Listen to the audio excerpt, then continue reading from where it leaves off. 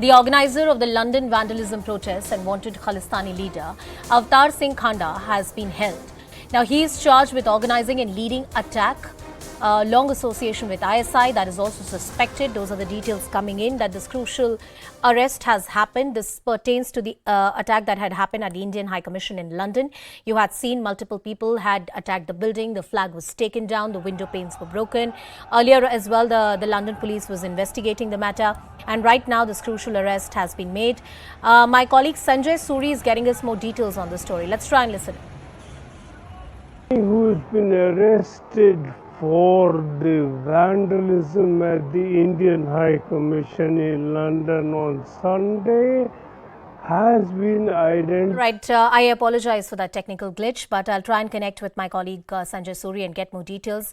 Just putting all the developments into perspective for you, we saw the kind of attack that happened at the Indian High Commission in London.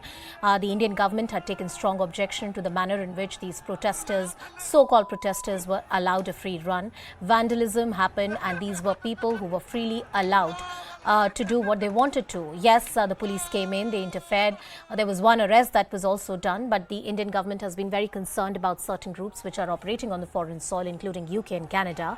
And they've suddenly become very active with NSA being imposed on Waris Punjab De, Amritpal Singh, and the kind of arrests that have happened and the operation that Punjab police has launched. Khalistani movement, the separatist movement, has found new life thanks to the association of various organizations across the borders who have been working in their funding. They've been trying to create unrest in Punjab. Khalistan issue on the ground is a dead one. Right now, there is no support domestically that exists. However, there are various elements that have been propped up to create unrest in the state of Punjab. We saw what happened few weeks ago when Amritpal Singh and his supporters had openly threatened the law and order and the state machinery for the state of Punjab. That time, some of his supporters were in custody and the state was held to ransom, that if they're not let free, then there would be problems across the state. We saw a police station was vandalized. After that, there were certain FIRs that were taken back and also some people that were allegedly freed. Then the Punjab police conducted a special operation in which they attempted to arrest Amritpal Singh. Various, more than 100 arrests have happened so far. Key aides have been arrested. The NSA, the National Security Act, has been imposed, not just here in UK. We saw something similar happening in different parts of the world, in San Francisco, in Surrey. And even there, these are Khalistani elements who have disrupted Indian activities or the Indian government or Indian consulate activities. US, of course, has spoken on this issue and said that this is completely unacceptable. The Indian government has conveyed their message to the UK counterparts that proper and strict action should be taken on all those individuals who are responsible for this.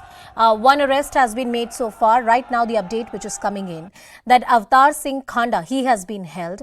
Now, he is a wanted Khalistani leader, and he was also the organizer of the London vandalism and the so-called protests that had happened.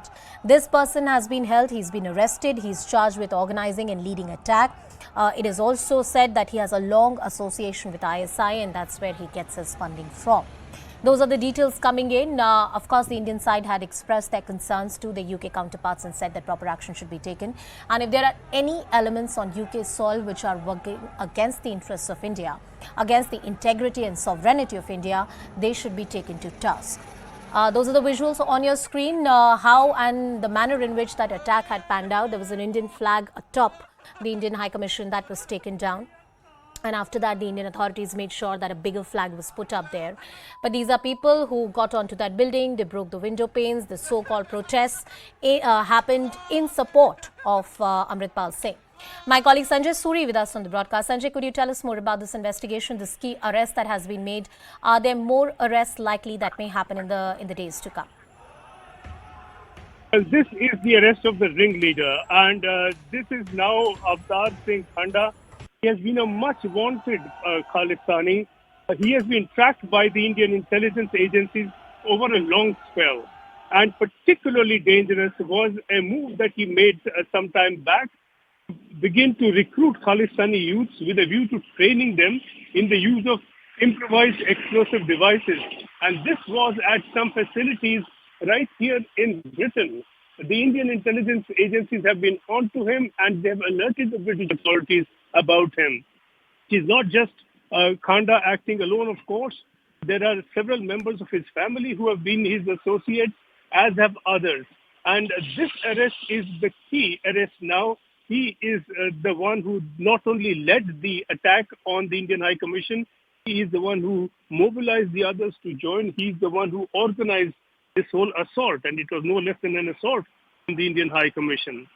He has been produced at the Westminster Magistrates Court today, and we are going to see what exactly are the charges that are framed and what he is charged with, following which we will see who are the others who are arrested, because the Indian government's demand is that all of those present, and there were at least 15 or 20 of them, all of them should be arrested and prosecuted, because they were all very much a part of this criminal conspiracy and this criminal act to attack the Indian High Commission. So, Khanda is somebody who has been a wanted person on the list. Are you also expecting more arrests to happen in the days to come? You pointed out that the Indian government wants all these people who were present responsible for vandalism to be arrested, and rightly so. We also saw that this message was conveyed to the UK authorities here in the national capital as well. What is the sense there back in London? How are they viewing this matter? Are they viewing it with the same sensitivity which here the Indian government feels over this issue? The sensitivity over this matter will be the drive. It will be the push to take action. But the action itself to be taken will be logical. It would be logical, and in fact, in law, it should be inevitable. All of the others to be arrested, because they were all a part of the same action. They were part of the conspiracy. They were all present. All jointly undertook the action, and that was smashing window panes, climbing onto the balcony. It was one person who climbed onto the balcony, but as the law goes, if the others are conspiring and are actively present and supportive at the scene of such a crime, they are equally liable. It is not just the one person who climbs onto the balcony who is liable to prosecution, not just the one person who threw a stone. It is everyone who is a part of that group or a part of that little mob who is equally liable. That simply is how the law goes. It is therefore necessary in law, and it is inevitable in law for the police to prosecute every one of them after identifying them.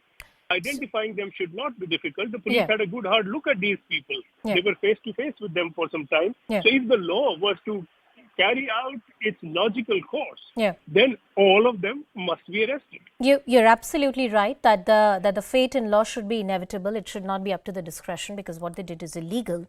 This particular organization that we're talking about, whenever, and correct me if I'm wrong, whenever in a city like London or here in the national capital, but especially in Europe, you have to organize some kind of a protest. There are proper documents that need to be submitted, proper permissions that need to be taken. The name of every individual who will be part of the protest is with the police authorities, and I'm sure these checks must have been done. Then why is the police going so slow when it comes to these arrests? Because I believe this is the second arrest that has been made.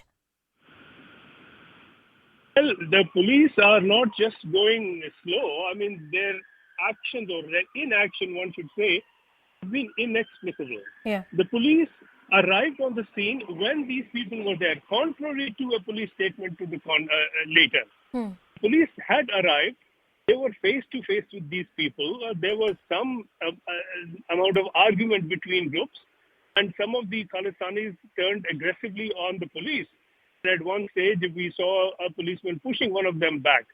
There was some level of face-off between the two, between the police and the Khalistanis.